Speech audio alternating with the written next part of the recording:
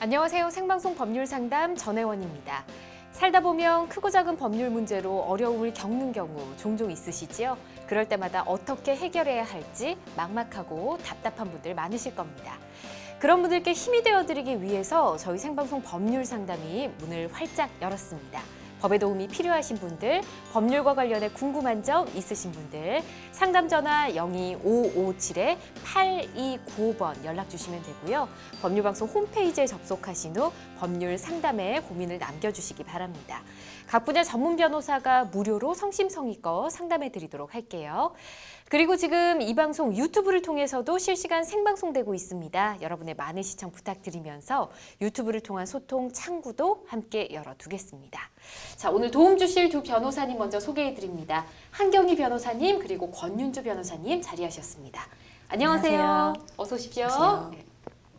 안녕하세요. 법무법인 유로의 권윤주 변호사입니다. 안녕하세요. 유닉법률사무소의 한경희 변호사입니다. 네, 두 분 오늘도 명쾌하고 유익한 상담 잘 부탁드리도록 하고요. 자, 그럼 접수된 상담 내용부터 미리 살펴보도록 하겠습니다. 내 이름으로 렌트한 차 돌려줘. 명의를 도용해서 휴대폰 개통, 통장 압류라도 풀 수 있을까요? 미성년자 약물 낙태 허용? 네, 이렇게 굉장히 또 다양한 상담이 접수가 됐고요. 변호사님들과 함께 속 시원한 해결책 찾아보도록 하겠습니다. 여러분 어떤 해결책들이 나오게 될지 계속해서 저희와 함께 해주시기 바랍니다. 자, 억울하고 답답한 분들 고민하지 마시고 저희와 함께 해주시기 바랍니다. 전화번호 열어두고 있는데요. 02557-8295번입니다. 번호로 연락 주시고요. 법률방송 홈페이지나 페이스북, 인스타그램, 유튜브도 열어두고 있습니다. 여러분 편한 방법으로 함께 해주시기 바랍니다. 자, 저희는 이제 상담 연결되는 걸 기다리는 동안 법률 관련 이야기부터 시작하도록 하겠습니다. 매주 월요일 새롭게 바뀐 생활 법령을 만화로 재미있게 알아보는 시간이죠. 만화로 보는 법제처 범따들이 먼저 오늘의 주제부터 확인하도록 하겠습니다.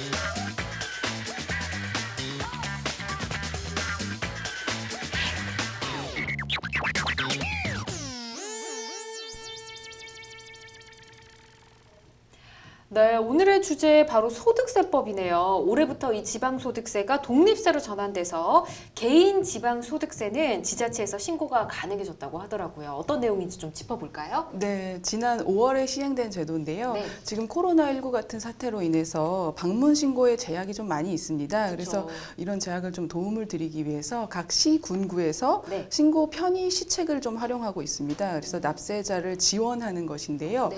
기존에는 이제 종합소득세는 세무서에 신고하고 개인 지방소득세는 지자체에 신고를 해야 했는데 네. 이렇게 신고 체계가 이원화됨에 따라 납세자 불편이 있어서 이를 해소하기 위해 국세청에서 이제 협업해서 합동 신고센터를 설치하고 네. 또 원스톱 전자신고, 신고 간소화 제도 도입 등 다양한 신고 편의 시책을 도입하고 있습니다. 그렇군요. 네. 알아두시면 좋을 것 같고요. 아까 뭐 만화에서 나래 씨는 종합소득세 신고해야 된다 뭐 이런 얘기 나왔는데 저도 이제 프리랜서다 보니까 5월에 신고를 하거든요. 네. 이 종합소득 신고는 정해진 기한이 있더라고요. 네. 근데 이 기한 내에 하지 않으면 불이익이 있다라고 얘기를 들었는데 요거 뭐 넘겨서 다음에 뭐 2년치 한꺼번에 하고 이게 안 되나 봐요? 그러면 이제 아무래도 금액적으로 좀 네. 불이익을 받을 수 있다 이런 의미인데요. 네. 2019년도에 부동산 임대 소득을 포함한 사업이 있는 모든 사업자는 다른 종합소득과 합해서 올해 6월 1일까지 신고를 했어야 합니다.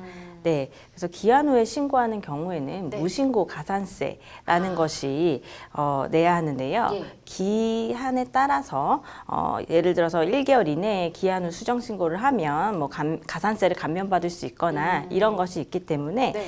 이런 걸 확인하면 좋겠습니다. 오, 또 만약 네. 법정 신고 기한이 지난 후에 네. 오류를 발견해서 수정 신고를 하는 경우에는 과소 신고 가산세 및 초과 환급 신고 가산세 등 이렇게 나오는 사진과 같이 네. 금액을 감면받을 수 있습니다. 이 또한 기한에 따라서 감면율이 다르기 때문에 꼭 확인하시고 네. 감면이 되는 가능한 한 빨리 어떻게든 신고를 하는 것이 네. 이익이 된다 이렇게 생각하시면 되겠습니다. 알겠습니다. 저는 2년치 한꺼번에 하면 안 되냐 이런 질문을 드렸었는데 말도 안 되는 내용이었네요. 말씀해주신 것처럼 기간별로 이 가산세가 좀 감면되는 퍼센테이지가 다릅니다. 화면에서 보셨듯이 이 내용 꼭 기억을 하셔야 될 것 같고요. 그리고 올 한해 부동산 관련한 법들이 참 많은 관심을 받고 있는 것 같습니다. 1세대 1주택 보유자도 양도소득세를 줄일 수 있는 방법이 있다고 하던데 이것도 좀 짚어주시면 좋을 것 같아요. 네, 이제 양도소득세 개념부터 말씀을 드리면요. 네. 부동산이나 토지 같은 그런 재산에 대해서 양도하는 경우나 주식 등 파생상품을 양도하는 경우 또 분양권과 같은 그런 부동산에 관한 권리를 양도함으로 인해 발생하는 그 이익을 과세 대상으로 해서 부과하는 세금을 말합니다.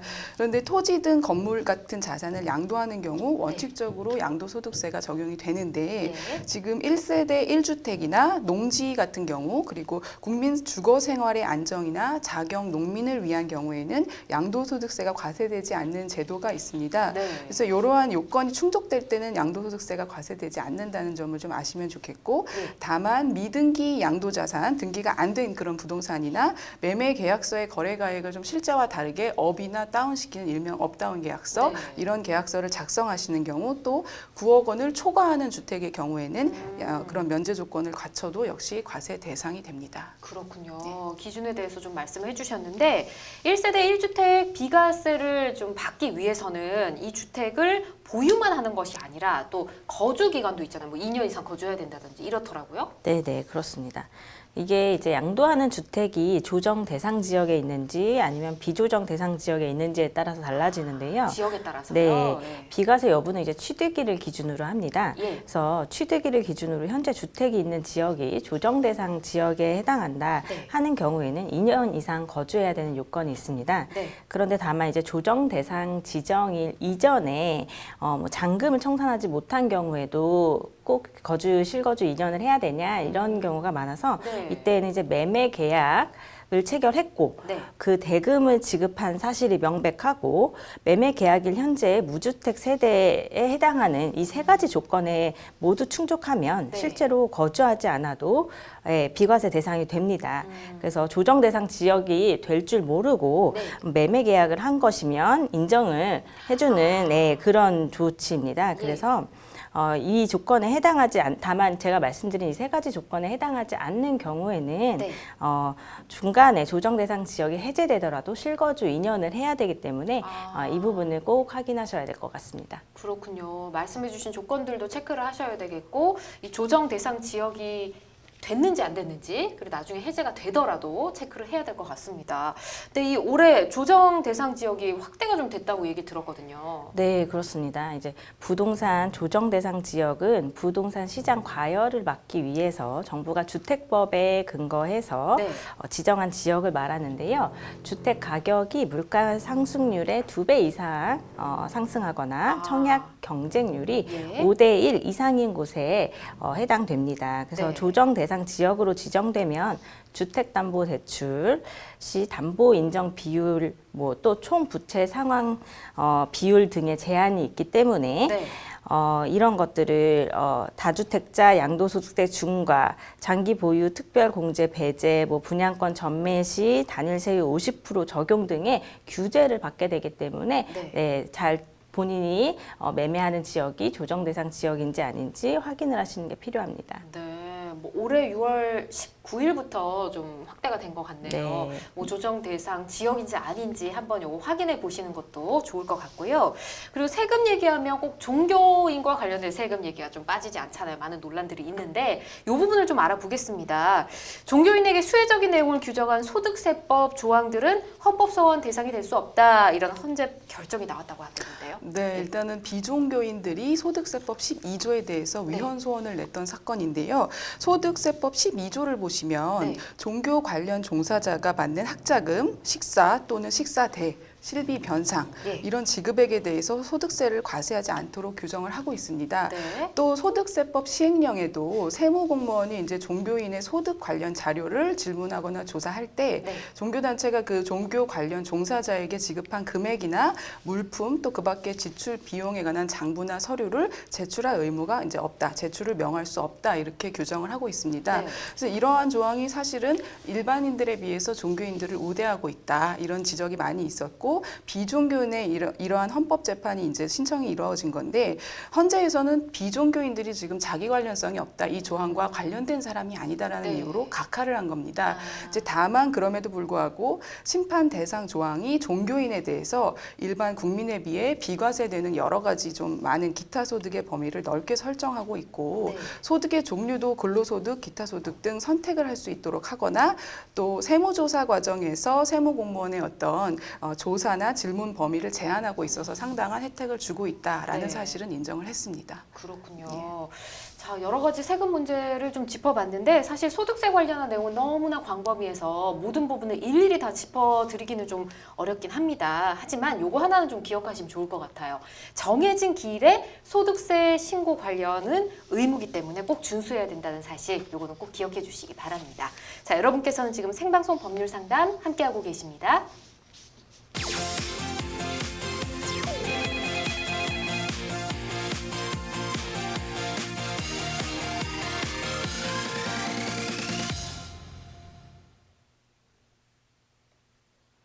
네, 저희가 이야기를 나누는 동안 상담 전화 연결이 됐습니다. 저 만나보도록 할게요. 안녕하세요. 네, 안녕하세요. 네, 반갑습니다. 네, 자, 안녕하세요. 어떤 고민이 있으셔서 연락을 주셨을까요? 네, 제가 엔터 쪽에 근무를 하고 있는데, 네. 지금은 그 회사가 망했다고 해야 되죠. 이렇게 없어졌는데, 예. 그 전 회사에 다닐 때, 네. 전 대표님께서 예. 제 명의로 차량을 렌트를 하신 거예요. 네. 근데 제가 사실은 이걸 그만둬야 되나라고 고민을 많이 했는데 제가 상황상 조금 몇 개월 쉬었던 상황이고 저도 돈이 너무 없어서 네. 금전적인 관계로 이렇게 그걸 그만둘 수 없었고 그리고 또 저보다 한 달 먼저 네. 그 당시에 저보다 위에 근무하시던 팀장님이 그걸 예. 먼저 해주신 거예요. 그래서 아, 저는 렌트를 진짜- 해줬다고요? 네. 네. 그분께서 먼저 그분 명의로 회사에 렌트차를 뽑아주신 거예요. 그래서 네. 이거는 별 문제가 없는 거구나 해서 저는 렌트를 해줬어요. 그 당시에. 그리고 네. 해줄 당시에 그 대표님께서 약속을 하신 게 1년 내에 네. 명의로 이전해 가겠다라고 하셨고 예. 네. 그리고 렌트비나 이런 거에 대해서 절대 걱정하지 말아라 라고 하셨는데 네. 그 회사가 결국은 좀 좋지 않게 이렇게 상황이 잘 풀리지 않아서 네. 좋지 않게 됐어요. 근데 그렇군요. 근데 지금 차량을 제가 그게 렌트비가 워낙 금액이 비싸서 네. 제가 납부를 할 수 없는 상황이고 그분께서 책임을 져 주신다고 하셔서 네. 저한테 그 회사가 없어지면서도 걱정하지 말아라. 내가 이 차는 어떻게든 책임을 줄 테니 내가 이 차 하나 책임 정도는 충분히 책임져 줄 수 있다. 네. 라고 얘기를 하시고 그래서 차를 가져가셨어요. 그분께서 렌트는. 그러니까 네. 회사가 폐업을 했는데도 차는 그대로 쓰신다는 거네요. 네, 차를 아. 계속 쓰신다고 예. 렌트비를 주신다고 하시고 예. 매달 렌트비를 주신다고 하시고 가지고 가셨는데 이게 이게 렌트비를 자꾸 안 주시거나 너무 많이 늦게 주시고 지금 그 상황이 계속 반복되고 있거든요. 예. 근데 그분이 지금 전화번호까지 바꾸셨어요. 유일하게 연락할 수 있는 거는 네. 카톡밖에 없고요. 카카오톡밖에 없고 네. 네. 그분 뭐 사는 주소지는 제가 모르고요. 일단 네. 네. 그래서 제가 확인을 해봤는데 이게 장기 렌트라서 렌트카 회사에 물어봤더니 네. 이게 뭐 GPS가 따로 등록되어 있지 않기 때문에 장기 렌트라서 위치 추적이 불가능하다 그러더라고요. 그렇군요. 혹시 뭐 앞서 팀장님도 뭐 이렇게 렌트를 해줬다고 했는데 그 팀장님과는 연락 한번 해보셨어요? 네, 그분하고 연락을 했는데 그분은 심지어 이게 지금 그 렌트를 해준 지 지금 1년 8개월 정도 됐는데 네. 그분은 올해 초에 네. 작년 말에 네. 말 후쯤에 그 차량을 한 3달 정도를 렌트비를 주지 않으셨대요. 예. 그래가지고 본인 돈으로 내시고는 네. 차 그냥 돌려달라고 하니까 네. 차를 주신 거예요. 아, 그래갖고 그렇군요. 돌려주셨대요. 예. 그래갖고 이제 근데 그 대신 이게 그 차를 그 차량 3달치를 본인이 내시고 그 다음부터 본인이 이제 가져가셔서 그렇죠. 본인이 이제 책임을 지고 계신 거죠. 아, 본인이 이제 네. 뭐 사용도 하시겠네요. 그럼 운전도 하시고. 네네네. 예. 그분은 그렇게 하시죠. 그렇게 하시면서 저한테는 그 상황을 이 대표님께서 얘기를 안 하시고 그냥 그 차는 그러니까 차량이 렌트카가 2개인데 그 팀장님 명의로 된 차는 네.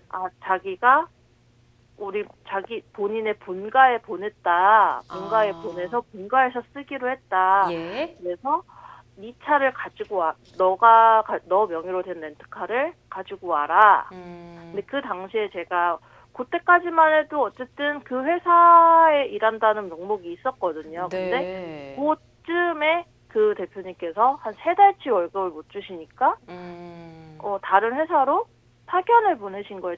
본인 친하다고 하는 회사에 내가 이렇게 너무 힘드니 얘를 좀 네. 받아줘라 이렇게 해가지고 다른 회사로 가면서 예. 그 회사에도 그 렌터 쪽이니까 다 사용하는 차량이 있고 하니까 네. 저를 그 회사에 가면서 그 차량을 너가 그 회사에 가면 이 차량을 네가 가지고 있을 이유가 없으니 그리고 나는 그 차를 본가에 보내고 나도 지금 사용할 차량이 없으니 너가 차를 줘라. 이렇게 본인이 쓰겠다 이렇게 한 거네요. 네, 본인이 쓰겠다. 그 전에는 렌트비는 당연히 저는 회사로 일을 하고 있었으니까 본인 대표님이 내시고 예. 저는 회사 일로 쓰고는 있었거든요. 제가 가지고는 있었지만.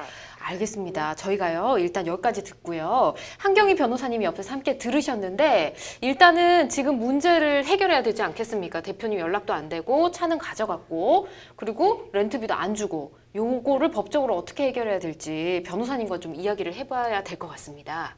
네네. 네. 안녕하세요. 안녕하세요. 한경희 변호사입니다. 네네. 네, 안녕하세요. 네, 들리시죠? 네네네. 네, 그 렌트카 비용이 그래서 뭐 달에 얼마 정도 나오나요? 한 65만 원가량 돼요. 65만 원. 그 차가 뭐 좋은 고급 승용차인가요? 아니요, 카니발. 카니발 승용차. 그 지금 렌트 한 지가 얼마나 된 거예요? 지금 1년 네. 하고 한 10개월이 안 된 것 같아요. 장기 렌트로 빌리셨다는데 장기를 해서 네. 어느 정도로 계약을 하신 거예요? 장기 5년이에요. 장기 5년 중에 이제 1년 10개월 정도 된 거고. 네. 네, 그 혹시 지금 그래서 렌트 비용 못 낸 거는 몇 개월 정도 돼요? 지금은 한 달 정도요. 지금은 한 달 정도? 그러면 일단은 조금씩 늦더라도 주고는 있었던 거예요? 아니면 지금 상담자님께서 내신 거예요? 조금씩까지 주고는 있었는데 네. 지금 이번 달은 주지 않은 거예요. 그런 거예요? 네. 근데 그게 조금씩 늦더라도 주고 있었던 거는 보통 일주일 내에서 다 해결을 해줬거든요. 그 렌터카 회사에서 8일 네. 이상 연체가 되면 신용 등급이 네, 영향을 맞아요. 받는다 그러더라고요. 네. 그래서 그 전에는 지금까지 해결을 해주고 있었는데 이번에는 그래요? 그게 안 되고 지금 네. 전혀 연락이 되지 않아서 좀 여러 가지 문제가 있는데 일단은 차를 찾는 거 뭐 이 부분이 조금 중요할 것 같고 지금 많이 이제 어려움이 있으실 것 같아요. 그래서 지금 실제로 연락이 잘 안 되고 하면 대표를 고소를 해야 되는 것이 아닌가 이런 생각까지 드는데요. 일단 차에 대해서 한번 말씀을 드릴게요. 네. 그래서 뭐 일단 사실 이런 경우에 정말 그 대표가 뭐 그 차를 대포차처럼 사용을 해버릴 수도 있고 하기 때문에 굉장히 위험한 좀 리스크가 있는 상황인 것 같아요. 차를 찾는 방법은 사실 지금 말씀하신 것처럼 GPS가 있으면 렌트카 찾는 게 그렇게 어렵지는 않은데 지금 장기 렌트라서 GPS가 없다. 이런 부분에서 차를 찾으려면 사실 운행 정지라는 거를 구청에 신청을 할 수가 있어요. 근데 운행 정지라는 거를 구청에 신청할 때 요건이 있거든요. 그래서 지금 상담자님이 그 요건에 딱 들어맞는지는 제가 정확히는 알 수가 없는데 일단 상담자님이 들어맞지 않더라도 그 렌트카 업체가 지금 근데 이 사실을 알고 있나요? 그거를 렌터카 업체에다가 상담을 네. 해봤어요. 제가 네. GPS를 네. 할 네. 수 있는지 그렇겠죠. 체크를 네네. 하기 위해서. 네. 네, 운행 정지는 제가 할 수는 있다고 하더라고요. 네. 근데 운행 네. 정지라는 게 네. 되게 네. 애매한 게 네. 차량이 이렇게 네네. 경찰분들이 막 단속을 했을 때, 단속되면 네네. 단속을 했을 때 맞아요. 차량에 대한 조회가 들어갔을 네, 때 맞아요. 가능하다고 하더라고요. 네. 근데 네. 저도 운전을 지금 서울 네. 안에서만 7, 8년째 하고 있는데 저도 사실 그 7, 8년 운행을 해보면서 차량 이 조회라는 걸 한 번도 사실 해본 적이 네. 없거든요. 네. 그래서 이게 사실은 네. 그쪽에서도 사실 이게 가능은 한데 네. 이게 운행 정지를 한다고 해서 뭐 렌트비가 안 실효성이 나오는 없을 것 것도 같다. 아니고, 이런 거죠. 네, 그리고 이게 언제쯤 될지 알 수가 없다라고 얘기를 그래도 하시더라고요. 어쨌든 차를 찾아야 되니까 이게 네, 차를 네. 가지고 뭐 어디로 돌아다니는데 그 대표를 아무렇게나 잡을 수 있는 부분은 없잖아요. 물론 이제 근데 같은 업계에 제가 계시면 네네. 제가 한 가지가 네. 여기서 조금 다행인 게 네. 거기 요즘에 기아에서 뭐 네. 유보라고 서비스가 있어요. 네. 네. 근데 그게 장착되어 있고 그게 제 명의로 가입은 되어 있거든요. 근데 제가 네. 거기도 문의를 드려봤어요. 네. 왜냐면 거기는 위치 찾기도 가능하고 네. 지금 제 차가 시동에 걸려 있는지 아, 꺼져 네네네. 있는지 얼마나 운행을 했는지가 다 네네. 체크가 돼서 네.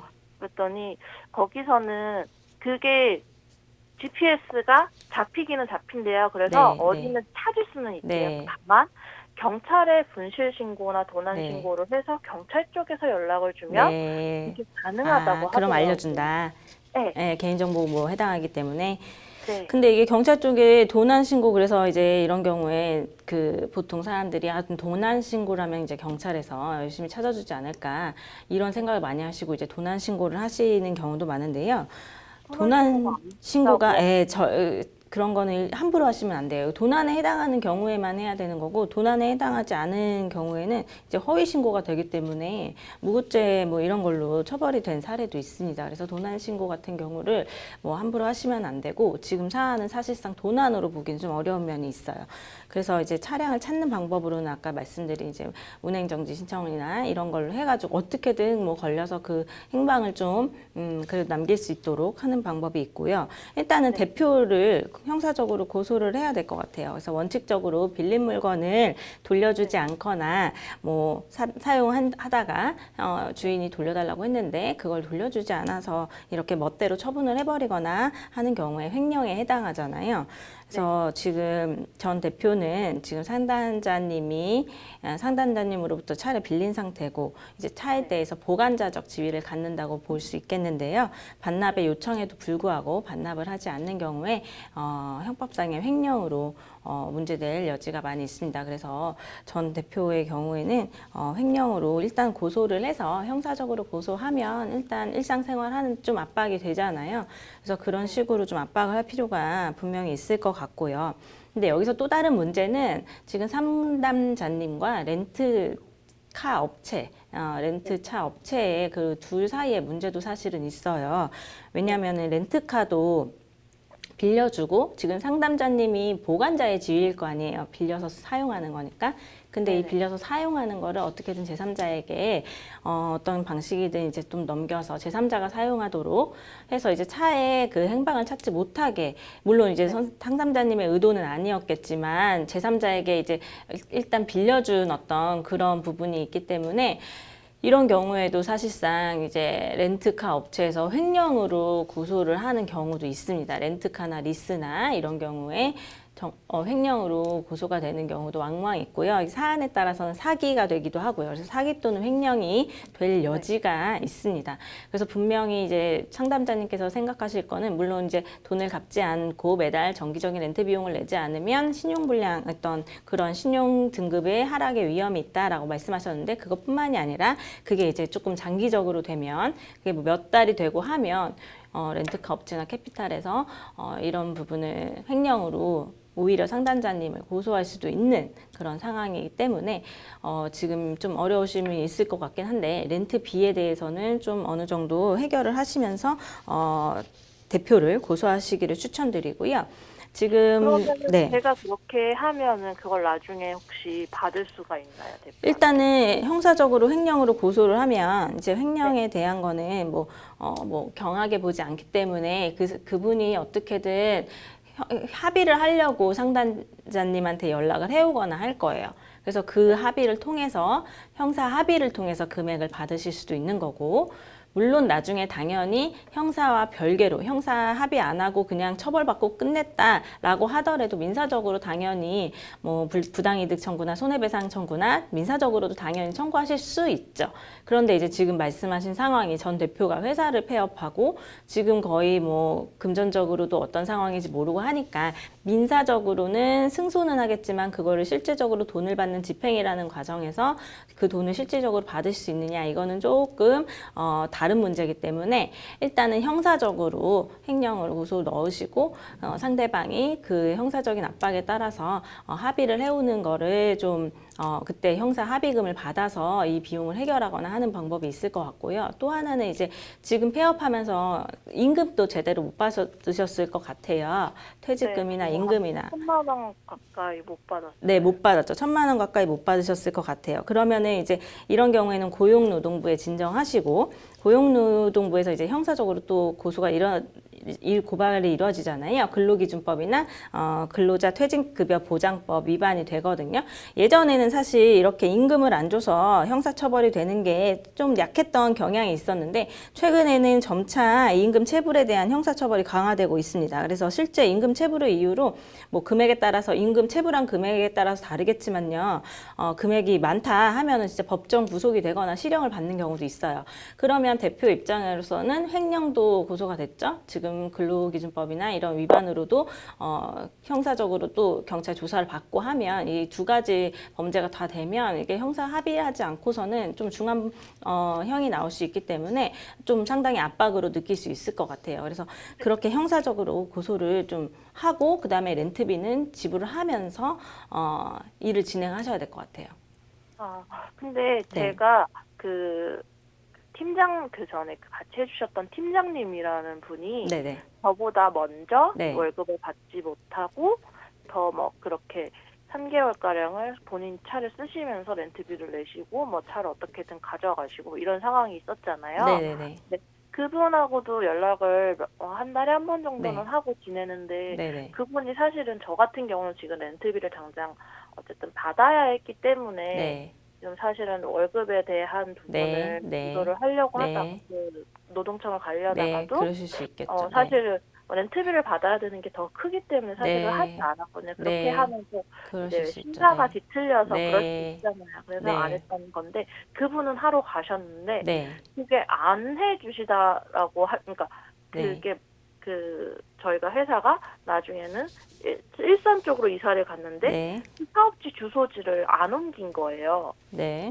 네, 그렇다 보니까 그 고용노동부에서도 자꾸 이렇게 고용노동센터에서도 이렇게 저렇게 넘기기만 하고 그분이 그게 안 됐다라고 얘기를 하시더라고요. 그런 임금 체불에 관할 대한 뭐 이렇게 그런 해서. 신고가 네. 전혀. 네. 근데 사실 저도 그리고 이제 거기서도 얘기하는 게 네. 그 대표님의 연락처를 모르기 때문에 네. 해줄 수 없다라고 네. 얘기를 하시더라고요. 그래요. 근데 저는 사실은 네. 그분의 주민번호는 알고가 있어요. 그 주민번호 왜냐하면 아시면 네, 좋죠. 네. 네, 근데 그 팀장님은 사실 그걸 모르세요. 근데 제가 그분한테 드리면 네. 개인정보를 넘기는 게 돼서 네. 연락처도 아니고 주민번호다 네. 보니까 그거를 드리지 못했는데 네. 저 같은 경우는 네. 일을 하는 과정에서 뭐 비행기 표를 예약해 달라거나 한 적이 있어서 네. 네. 네. 그 네. 여권 사고는 제가 하나 가지고 있어요. 아, 네. 그러면은 네. 그분은 아무런 정보가 없어서 아, 그 그쵸, 고용센터에서 지금은, 그걸 진행해주지 못했던 건가요? 그게 정보가 있고 없고의 차이도 있을 수 있고 그 구체적인 상황은 제가 왜 그랬는지는 정확히 이제 대답을 해드리기는 좀 어렵지만 아무래도 지금 상담자님께서는 그래도 성함, 주민번호 다 알아서 이 사람이 특정이 되잖아요. 그래서 사람이 네. 특정이 되면 좀 더 수월할 것 같고 만약에 진짜 그 고용노동부에서 그걸 받아주지 않는다라고 하면은 그 부분은 사실 좀 어디에서든 받아주셔야 되는 거기 때문에 좀 문제가 있어 보이고요. 고용노동부에서 그렇게 해가지고 나오면 법률구조공단이라는 곳에서 임금 체불에 대해서는 민사적으로 소송을 다 진행을 해주시거든요. 그래서 그런 어떤 확인을 하셔가지고 받으실 수 있고 그 다음에 이제 소액의 경우에는 체불임 금원 확인서를 발급받은 다음에 이제 판결문 체불 임금 금품 확인원을 발급받으신 다음에 이제 법률구조공단에서 소송을 해주셔서 판결문을 받으실 거잖아요. 그 판결문 받으면 제가 아까 집행은 좀 뭐 쉽지 않을 수 있다 말씀드렸지만 그 대표한테 집행을 하는 거는 좀 쉽지 않을 수 있지만 지금 근로복지공단에 소액 체당금 지급을 신청하실 수가 있어요. 이렇게 내가 임금을 못 받았다.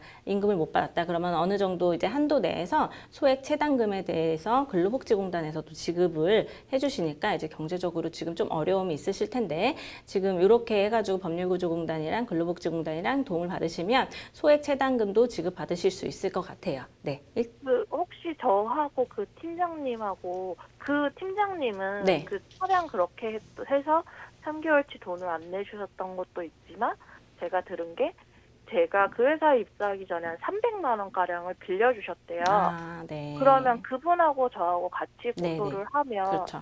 조금 더 영향력이 있을까요? 혹시? 그렇죠. 왜냐하면은 체당금이 아까 말씀드렸지만 처벌 기준이 이제 임금 체불의 금액에 따라서 조금 달라지는 거거든요. 양형 기준이 좀 달라지거든요. 그래서 임금 체불한 금액이 더 많을 거 아니에요. 두 분이 합치시면 더 많다 하면은 당연히 처벌 기준이 올라가기 때문에 좀 더 압박으로 느낄 수 있겠어요. 네. 근데 네. 저희가 사대보험이 네. 회사에서 안 들어주셨어요. 어떤 거요? 그래도 그게 4대 보험을 안 가- 들어주셨다고 아, 하네요. 4대 보험이요? 예.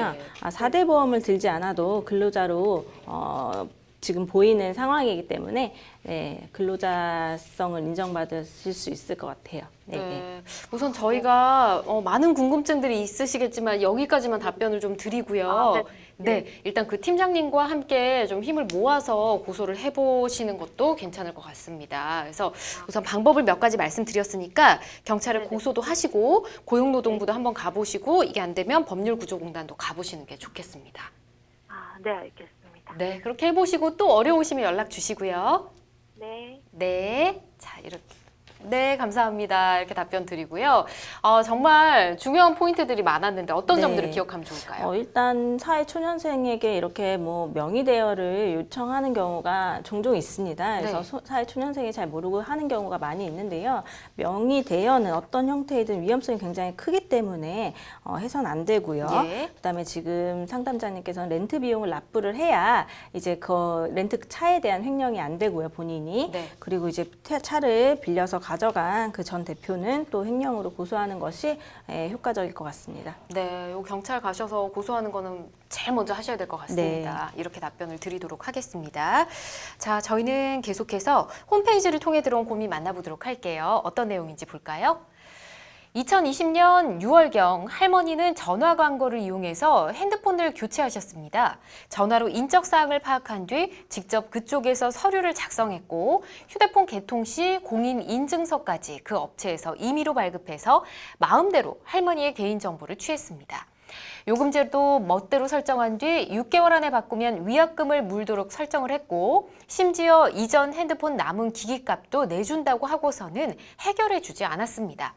휴대폰 본사에 물으니 판매자와 해결하라고 하고 개통해준 판매자는 현재 회사를 관둔 상태라 책임자가 애매한 상황입니다. 이런 경우 어떻게 해야 할까요? 라고 보내주셨습니다. 전화 이런 전화 아마 많이 저도 좀 많이 받는 것 같습니다. 뭐 특별한 혜택이 있어서 전화 드렸으면 뭐 최신 폰 뭐 이걸로 바꾸실 수 있는 혜택입니다. 뭐 이런 거 전화 많이 받으시는데 모든 광고성 전화가 해당되는 건 아니지만 이렇게 사기 광고 전화도 있을 겁니다. 이 고객 개인정보를 임의대로 사용한 업체, 개인정보법 위반인 거죠? 네, 요즘에는 이제 개인정보보호법 위반 사항에 대해서 많은 일반 국민들도 인지를 잘 하고 계십니다. 네. 기본적으로 타인의 동의 없이 개인정보를 취득하거나 이를 제공하고 제3자에게 제공하는 거 모두 다 개인정보법 위반에 해당하고 형사처벌도 받게 됩니다. 네, 당연한 겁니다. 그리고 아무래도 나이가 좀 있으신 우리 고령자분들께서는 이런 기계 시장이 좀 자주자주 바뀌니까 어렵잖아요, 내용이. 그래서 잘 모르실 수 있거든요. 이런 것을 악용해서 좀 노인분들이나 어르신들께 과한 요금제를 설정한다. 요거 소비자보호법 위반도 아닐까 싶은데요. 한 변호사님 어떻게 보세요? 네, 요금 설정에 대한 동의 없이 이제 과한 요금제를 설정하였다면 네. 계약의 내용인 실제와 다른 것인데요. 전자상거래 등 소비자보호법 위반으로 보입니다. 그래서 사실상 실제로 소비자보호원에서 분석한 자료를 보니까 네. 특히 주요 계약 내용을 사실과 다르게 고지하고 계약을 맺어버린 경우 이런 경우가 굉장히 많더라고요. 그래서 아마 상담자님이 또 특히나 어르신이기 때문에 잘 네. 이해를 못하거나 또 내용을 고지 안 했을 수도 있고요. 그런데 이제 전화권유 판매자의 경우에 그 계약서를 소비자에게 발급하도록 되어 있는데요. 네. 계약서 교부에 대한 다툼이 있을 수 있기 때문에 뭐 팩스나 뭐 전자문서나 뭐 해가지고 꼭 계약서를 계약서로 증명을 할 수 있도록 해야 됩니다. 그래서 네. 아마 녹취도 있을 거고 계약서도 있을 거예요. 네. 그래서 일단 계약 내용에 대해서 확인을 하실 필요가 있기 때문에 업체에 계약 내용에 대한 정보를 요청하셔가지고 받아보시면 계약 내용을 확인해 보시면 좋을 것 같고요. 네. 그래서 이제 확인을 한 다음에 네. 실제로 들었던 내용과 다르다 이런 부분에 대해서는 대리점 또는 이제 통신사 본점에다가 강하게 항의를 하셔야 될 것 같습니다. 알겠습니다. 이게 손자분께서 뭐 도와주셔야 될 부분일 것 같고요. 공인인증서를 대리 발급한 것 같습니다. 이게 전자문서법 위반 아닐까 싶은데요. 네, 일단은 할머니의 동의가 없이 예. 공인인증서를 발급받으면 전자서명법상 타인의 명의로 공인인증서를 발급받은 경우로 네. 이제 3년 이하의 징역, 3천만 원 이하의 벌금에 처해질 수가 있는데요. 네. 다만 사실 현재 전자서명법상 공인인증서 발급 절차에서는 반드시 본인 확인 절차가 들어갑니다. 네. 그래서 과연 할머니의 동의 없이 발급되었을까라는 점은 조금 사실관계에 대한 의문은 좀 있습니다. 그렇군요. 할머니께서 뭐 잘 모르고 뭐 해주셨을 수도 있을 것 같은데 어찌됐든 저희가 이렇게 답변 드릴 테니까 지금 손자분께서 잘 좀 도와주시면 좋을 것 같습니다. 자, 여러분께서는 지금 생방송 법률 상담 함께하고 계십니다.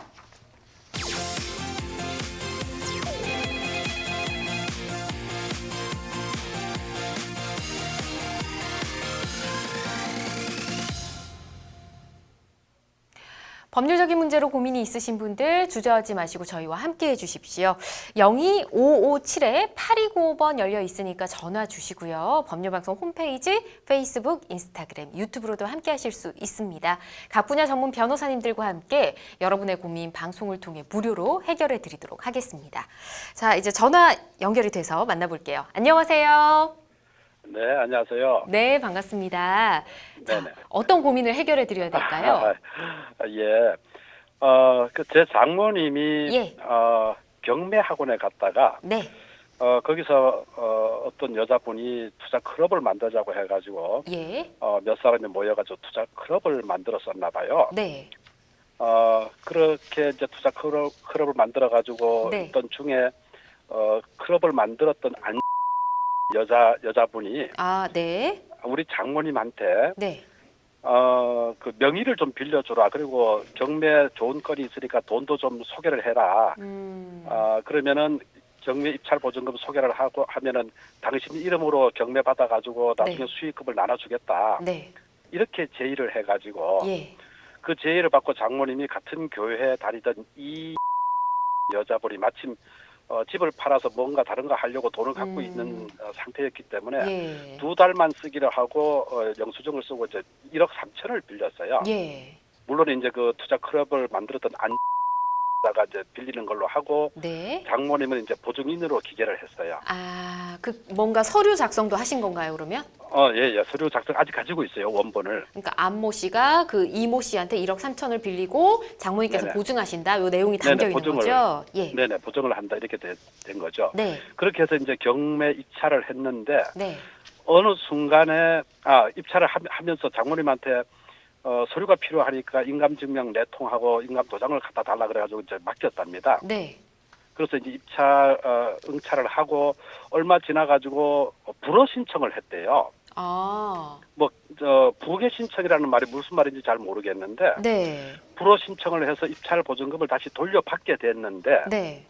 돌려받는 과정에서 문제가 생겼어요. 어떻게요? 왜냐하면은 장모님 이름으로 응찰을 했기 때문에 예. 돌려받는 것도 장모님이 입찰 보증금 영수증을 갖고 있기 때문에 받아야 되는데 예. 안 여자가 그 돈을 받았어요. 아, 그게 가능한 건가 봐요? 그래서 그 과정을 봤더니 예. 안 그 여자분 남동생이 안 법무사가 있어요. 네. 이 법무사가 서초동에 있는데 그 물건이 그 용인에 있었는데 수원에 살고 있는 법무사 하는 법무사한테 네. 그 돈을 좀 받아가지고 자기 누나 네. 한테 좀 주라고 위임장을 써준 거예요. 아, 그랬군요. 그 위임장에 들어간 인감증명하고 모든 보장이 장모님 명의로 경매 응찰하겠다고 하겠다고 받아 놓았던 그 서류를 다 사용을 했던 거죠. 그랬군요. 그래가지고 그 돈을 받으려고 달라고 했더니 준다 그러면서 안 줘가지고 그 2006년도에 있었던 일인데 2008년도에 네. 고소를 했나 봐요. 장모님이. 네. 그 안 고소하면서 네. 수원에 있는 법무사한테 항의를 했더니 미안하다. 나는 서초동에 있는 법무사가 그렇게 하라 그래가지고 한 것뿐이다. 네네. 이렇게 얘기를 했는데 자기는 아무 하자 없다. 그리고 고소하면 내가 맞고소하겠다. 그래가지고 고소한 이후에 네. 법무사도 맞고소를 했나 봐요. 아, 알겠습니다. 일단 상담자님, 저희가 방송이 네네. 지금 생방송으로 나가고 있어서 그래요? 예, 네네. 그래서 실명은 말씀 안 해주셔도 되고 저희가 그럼, 안모 네네. 씨, 이모 씨에서 내용은 이해를 하고 있거든요. 네네. 네, 그래서 일단 여기까지 들어보고요. 네네. 장모님께서 2008년에 일단 고소는 하신 겁니다. 그럼 이후 네네. 결과도 나왔을 것 같은데 저희가 권윤주 네네. 변호사님이 함께 듣고 계셔서 이 재판 그래요? 결과는 변호사님과 이야기하면서 듣고 해결 방법을 좀 찾아보도록 하겠습니다. 네네. 예. 네, 안녕하세요. 권윤주 변호사입니다. 네네. 안녕하세요. 예, 제가 조금 네, 사정이 반갑습니다. 복잡하신 것 같아서 요약해서 네네. 제가 이해한 게 맞는지 말씀을 드려보겠습니다. 네네. 그 장모님께서 어떤 여자분과 같이 투자하기로 하고 네. 보증 채무를 부담하셔서 그 금액으로 경매 보증금을 넣었다가 그 네네. 보증금을 취소시켜가지고 다시 반환을 받았는데 그 네. 반환받은 금액에 대해서 장모님 허락 없이 그 돈을 임의로 그 안모 씨 여자 일행이 가져갔다. 거기까지 네네. 이해는 됐습니다. 네네. 그러면 그 금액을 나중에 가져간 이후에 원래 네. 사실은 경매보증금 여기저기 물건지 넣어가지고 그 중에 네네. 투자 수익 발생하면 분배하기로 하는 그런 계약이셨던 거죠. 네네. 그러면 그 금액을 일부 당시 일시적으로 장모님한테 말하지 않고 그들이 일단 보관을 했다 하더라도 네. 그 이후에 다시 한번 그 금액을 다른 데 재투자를 할 수도 있는 것이고 그게 왜 네네. 문제가 됐는지 조금 납득이 안 돼서요. 그 2달만 쓰기로 예. 장모님이 소개했던 그 이모 씨한테 빌릴 때 네. 2개월만 이자를 얼마 주겠다고 이제 기재해서 쓰겠다고 했는데 네. 그 기간에 안 돌려줘가지고 예. 그 돈을 빌려줬던 이모 씨라는 분이 장모님한테 보증을 했기 때문에 또 장모님을 보고 빌려줬기 때문에 네. 계속 돈을 달라고 독촉을 하고 그래가지고 장모님이 사채를 2천만 원을 빌려가지고 우선 줬어요 그분한테. 예. 그리고 그 안한테 돈을 어떻게 됐는지 돌려달라 그래도 계속 주겠다는 말만 하고 안 준 거예요. 예, 그래서 그 안모 씨 여자가 그 돈을 네네. 전혀 그 투자 약정대로 사용하지 않고 이제 연락도 두절되고 그렇게 헤어지게 되신 건가요? 지금은 연락을 안 받고 있는데 네. 말로 이런 핑계 대고 저런 핑계 대고 계속 뭐 핑계만 대고 핑계 돈을 대고. 안 준 거죠. 예, 그러면 그 보증 채무에 대해서는 사채를 통해서 장모님이 먼저 갚으셨고, 현재 그 서로 고소했던 사건의 결과가 장모님이 상대방을 고소했던 죄명은 뭐였나요? 이제 그 돈을 안 갚는다, 예. 준다고 했던 걸 약속을 안 지켰다. 음, 뭐 이제 그런 그런 내용이고요. 취지고 상대방은 저희에 대해서 어떤 고소를 했나요? 무고죄로 고소를 했지요. 아, 그런데 혹시 결론이 어떻게 됐나요? 그 과정에요. 예, 그 이모 씨한테 돈을 다 갚은 게 아니고 1억 3천 중에서 2천만 원만 갚았는데, 예, 이 이모 씨는 그 장모님 아파트에 그 저기 가압류 근저당 설정으로 7천만 원을 했고요. 네, 그 이제 소송이 이제 진행되는 중에 안 여자가 연락이 와가지고 장모님한테 합의를 하자, 돈은 주겠다. 합의를 해주면은 합의를 하면 돈은 줄 테니까 만나서 합의를 하자, 이렇게 이제 해가지고 경찰서에서 만나가지고 합의서를 이제 쓰게 됐어요. 네, 그랬는데 장모님이 경찰서 그러면 뭐 가슴이 벌렁거리고 머리가 하얘지는 분이에요. 네, 그래가지고 그냥 쓰라는 대로 썼는데 서류를 작성하기를 가해자에다가 장모님이 이름을 써버린 거예요. 아, 그래가지고 저기 그쪽에